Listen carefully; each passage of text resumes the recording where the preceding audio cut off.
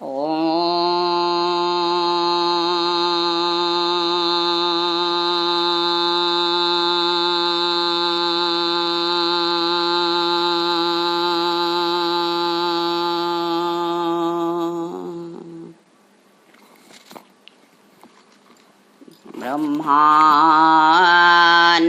परम सुखदम केवलम ज्ञानमूर्तिं द्वन्द्वातीतं गगनसदृशं तत्त्वमस्यादिलक्ष्यम्। सप्रेम जय जीव।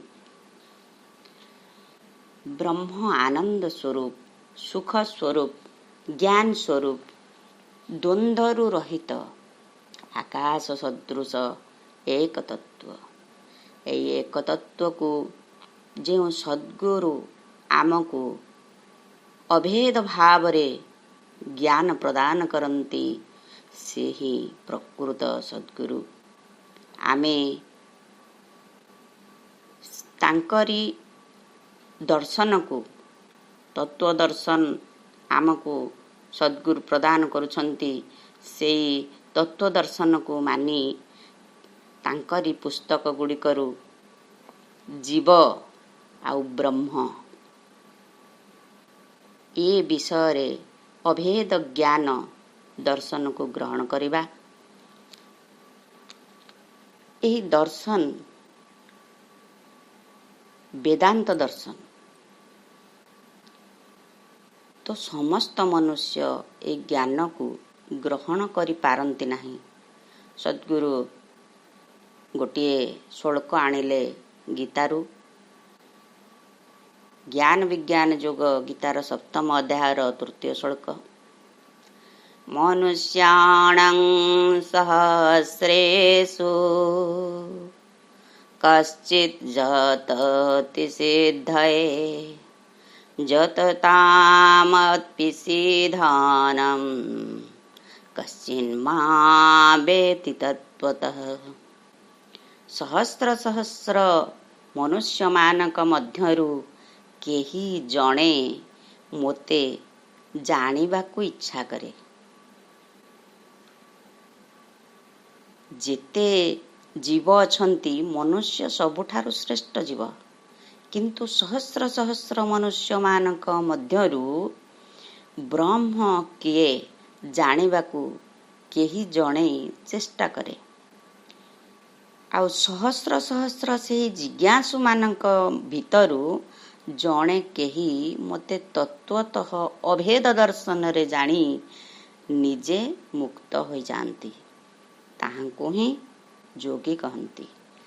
आउ आमे जोगी किए आमे आलोचना करि आसुछे जे प्रकृत रे गृहस्थ ही जोगी, बाल ब्रह्मचारी जोगी नुहे।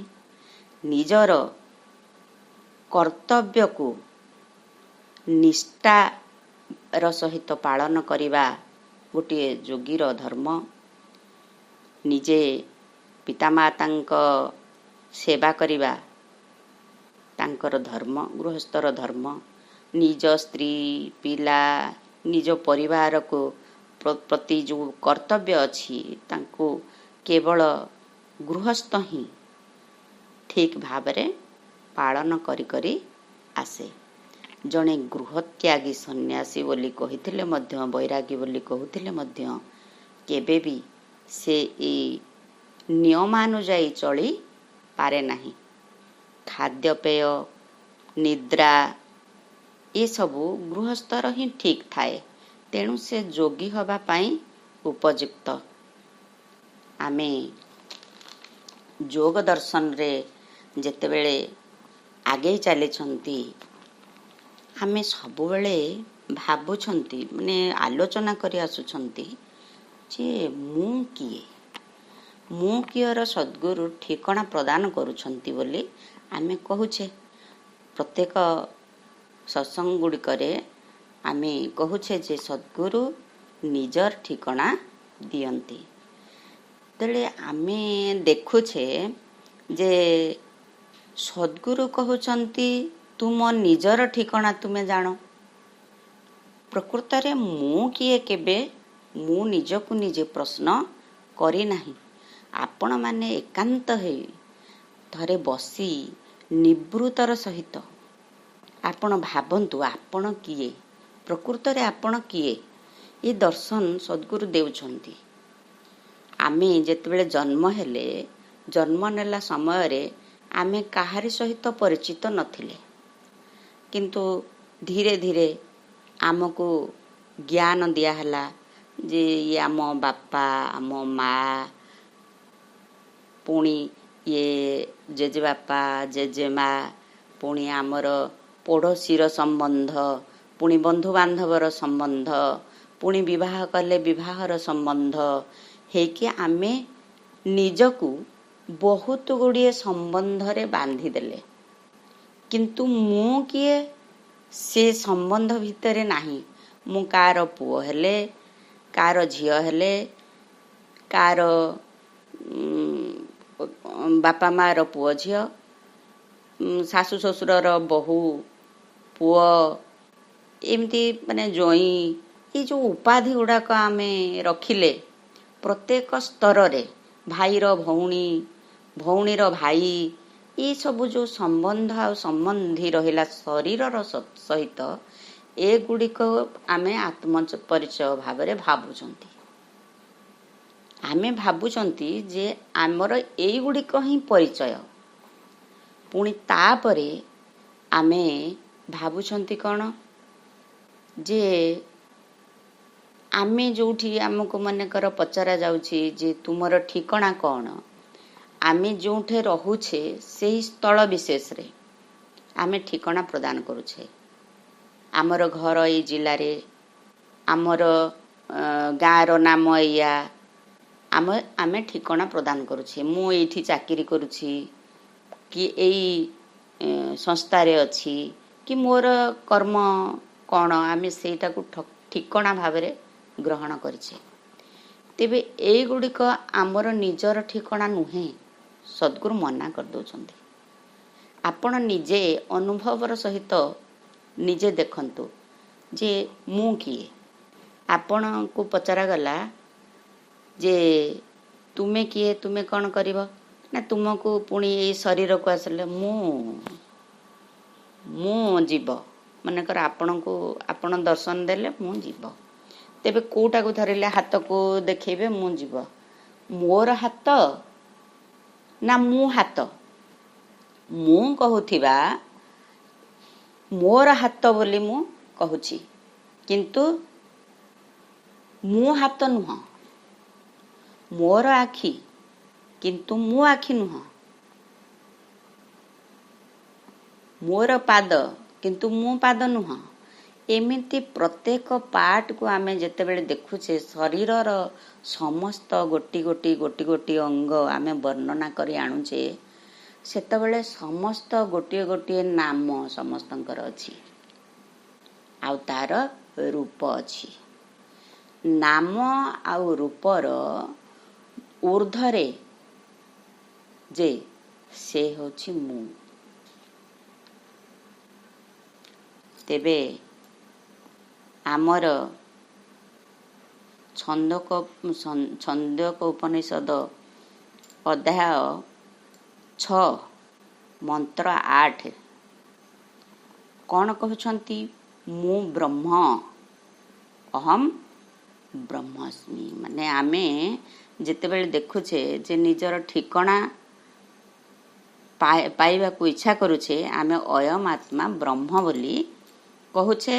ଅଥର୍ବବେଦ ମଣ୍ଡୁକ୍ୟ ଉପନିଷଦ ପ୍ରଦାନ କରୁଛି ମନୁଷ୍ୟ ଆତ୍ମା ହିଁ ବ୍ରହ୍ମ ଅଟେ। ପୁଣି ଛନ୍ଦକ ଉପନିଷଦ ସିଏ ତାଙ୍କର ପ୍ରମାଣ କଲେ ଅହମ୍ ବ୍ରହ୍ମାସ୍ମି। ତ ଆମେ ଦେଖୁଛେ ମୁଁ ବ୍ରହ୍ମ କହିଲା ମାନେ ଏ ସବୁ କଟି ଯାଉଛି। କେବଳ ଆତ୍ମା ହିଁ ବ୍ରହ୍ମ ଭାବରେ ଆମର ଠିକଣା ପ୍ରଦାନ କରିବାକୁ ସଦ୍ଗୁରୁ ଚାହୁଁଛନ୍ତି। ଯେତେବେଳେ ମୁଁ ଅଛି, ଆପଣ ଅନ୍ଧକାର ଗୃହରେ ଅଛନ୍ତି। ଅନ୍ଧକାର ଗୃହରେ ଆପଣ କାହାକୁ ଦେଖି ନ ପାରିଲେ ମଧ୍ୟ ଆପଣ ନିଜକୁ ନିଜେ ମୁଁ ଅଛିର ପ୍ରତିପାଦନ କରୁଛନ୍ତି। ଏ ହେଲା ଅସ୍ତିତ୍ୱ ଭାବ। ମୁଁ ଅଛି, ନିଜର ପରିଚୟ। ସଦ୍ଗୁରୁ ଜ୍ଞାନ ଶକ୍ତି ରୁ ଗୋଟିଏ ପଦ ଆମେ ଆଣିବା।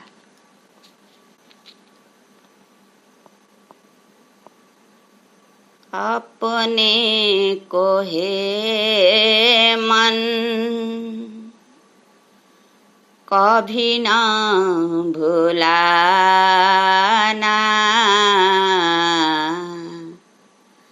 ईश्वर भी चाहे तो सिर ना झुकाना।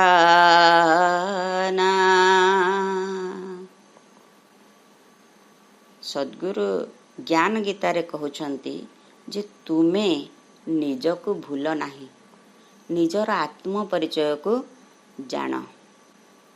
ପୁଣି ଆଉ ଗୋଟିଏ ପଦରେ ସେ ପୁଣି ଲେଖୁଛନ୍ତି, ତୁମ ସିଂହ ହୋ କରକେ ଭୋଲା बैठा है, शिव को तो केवल तुम्ही को जगाना। ସଦ୍ଗୁରୁ କହୁଛନ୍ତି ତୁମେ ତୁମର ପରିଚୟ ଜାଣ। ତୁମେ ଜୀବ ହିଁ ବ୍ରହ୍ମ।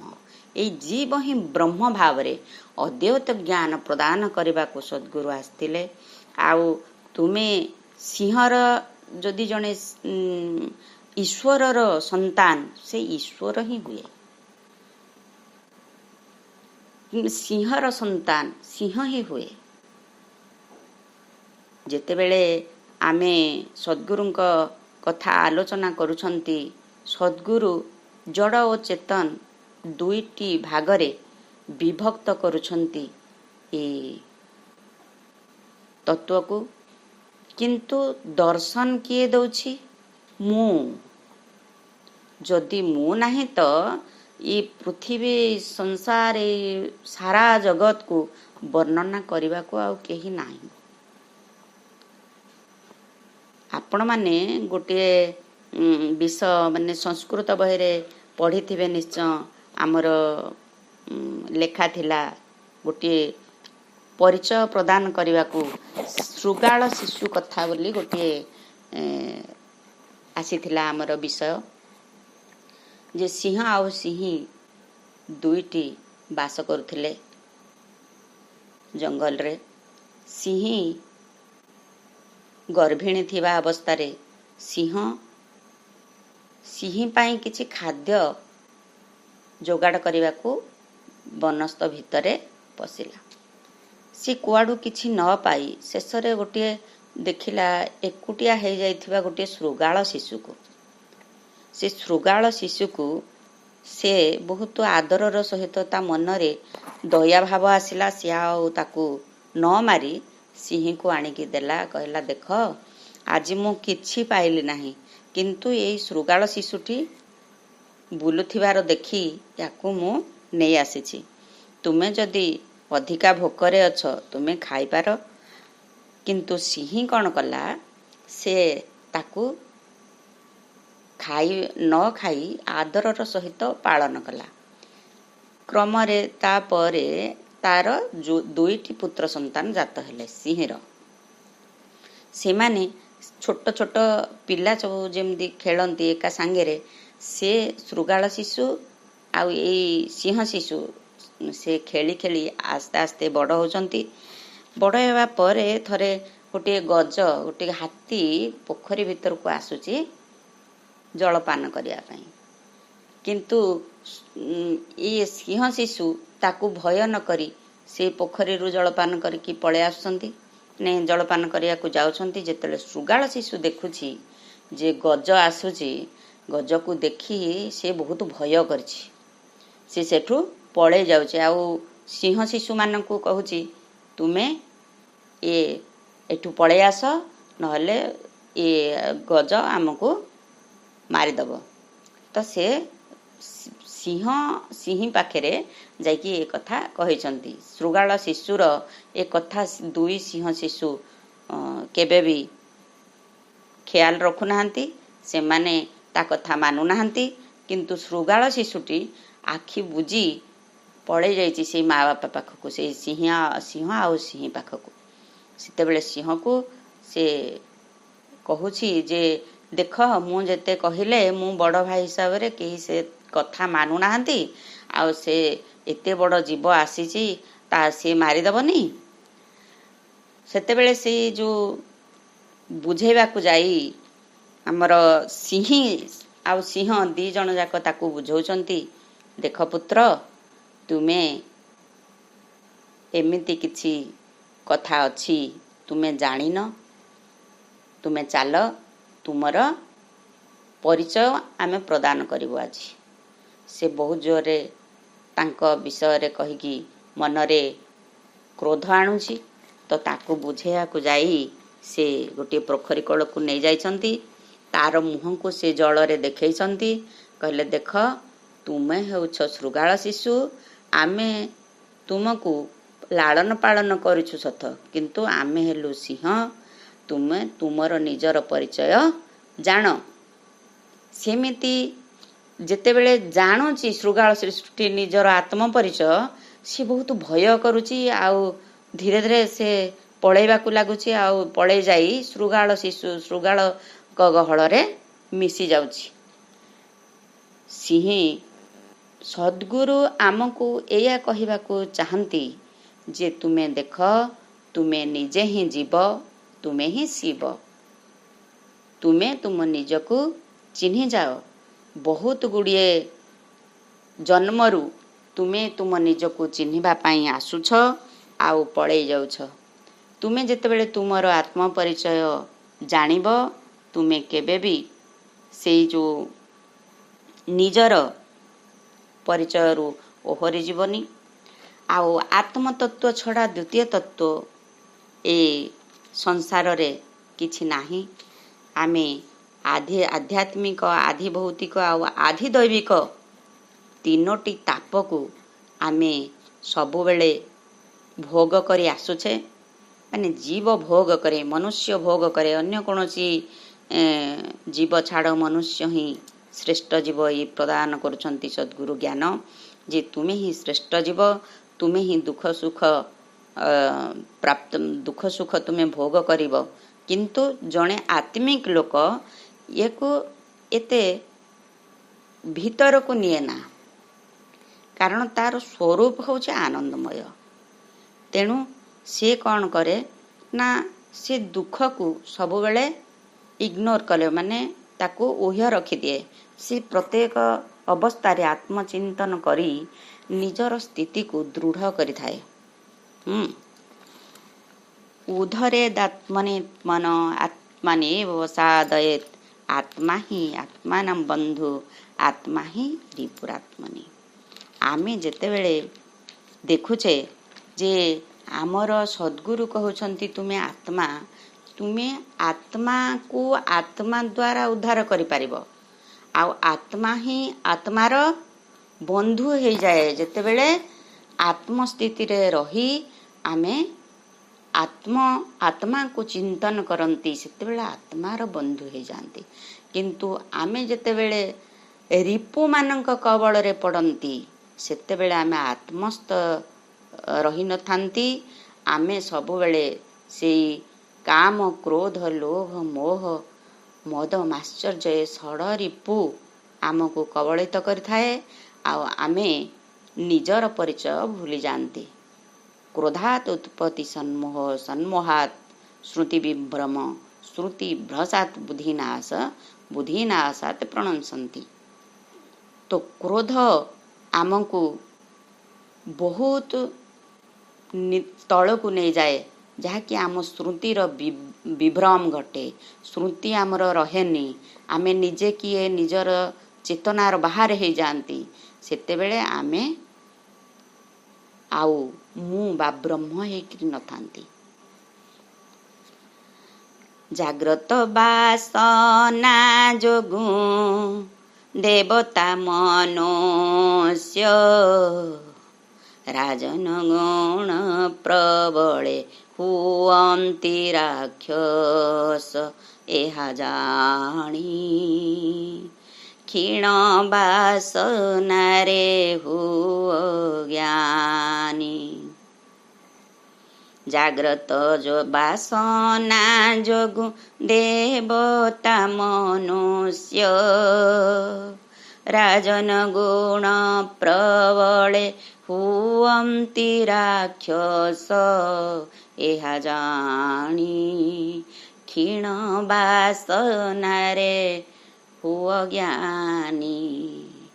ଯେତେବେଳେ ଆମର ବାସନା ଜାଗ୍ରତ ହେଉଛି ଆମେ ଆମର ମନୁଷ୍ୟତାକୁ ହରେଇ ବସୁଛେ, କିନ୍ତୁ ଯେତେବେଳେ ଆମର ବାସନାକୁ ଆମେ ନିଜେ ନିଜ କବଳକୁ ଆଣିବା, ନିଜେ ଯୁକ୍ତିଯୁକ୍ତ ସହିତ ସମସ୍ତ ଇନ୍ଦ୍ରିୟର ଭୋଗକୁ କରିବା, ସେତେବେଳେ ଆମେ ଜ୍ଞାନର ସହିତ ଚଳିବା। ମାନବ ଜନ୍ମରେ ଯେବେ ଜ୍ଞାନ ଅଧିକାରୀ ଦେବତାଙ୍କ ଠାରୁ ଉଚ୍ଚ ବାସନ ତାହାରି। ମାନବ ଜନ୍ମରେ ଯେବେ ଜ୍ଞାନ ଅଧିକାରୀ ଦେବତାଙ୍କ ଠାରୁ ଉଚ୍ଚ ଆସନ ତାହାରି। ଶୁଣ ବୀର ଶୁଣ ବୀର ଜ୍ଞାନହୀନ ଅଟଇ ଅସୁର। ଆସୁରିକ ଚେତନା, ଯାହାର ଆସୁରିକ ଚେତନା, ସେ ମୁଁ କିଏ ବିଷୟରେ ଜାଣେ ନାହିଁ, ସେ ଜ୍ଞାନହୀନ ଭାବରେ ସମସ୍ତ କାର୍ଯ୍ୟ କରେ। କିନ୍ତୁ ମାନବ ଜନ୍ମ ଦୁର୍ଲଭ ଜନ୍ମ ଯିଏ ପ୍ରାପ୍ତ କରିଛି, ଯେବେ ସେ ଜ୍ଞାନର ଅଧିକାରୀ ହୋଇପଡ଼େ, ସେତେବେଳେ ସେ ନିଜର ଆସନକୁ ଦେବତାଙ୍କ ଆସନ ଠାରୁ ଉର୍ଦ୍ଧ୍ୱକୁ ନେଇଯାଏ। ତେଣୁ ଆମେ ସବୁବେଳେ ସଦ୍ଗୁରୁଙ୍କର ଜ୍ଞାନକୁ ତ ଆଲୋଚନା କରି ଆସୁଛେ। ସଦ୍ଗୁରୁ ଯେଉଁଥିପାଇଁ ତାଙ୍କର ଅବତାରକୁ ଗ୍ରହଣ କରିଥିଲେ, ଯେ ଜୀବ କେମିତି ଶିବ ହେବ, ମନୁଷ୍ୟ କେମିତି ଦେବତା ହେବେ, ତାଙ୍କର ଏଇ ଯେଉଁ ପୂର୍ଣ୍ଣ ଜ୍ଞାନ ଆମେ ସବୁବେଳେ ଆଲୋଚନା କରି ଆସୁଛେ, ଆଗକୁ ବି ଆଲୋଚନା କରିବା।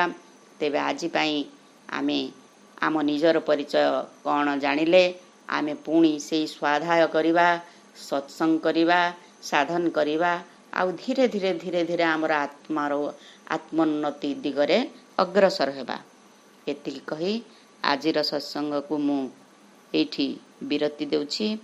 ସପ୍ରେମ ଜୟ ଜୀବ ଜୟ ଜୀବ ଜୟ ଜୀବ।